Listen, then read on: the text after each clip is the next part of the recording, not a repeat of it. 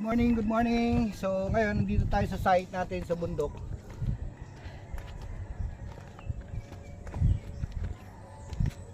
Saan bundok ba to?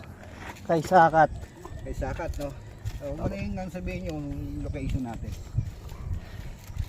So inspection para makita, kasi ito yung ginagawang wall. Yan, kung mapapansin nyo, puro yero lang siya para meron ng perimeter. So ito yung mga nagawa. Hirap umakyat ah. Taas. So, kasama natin si Bong.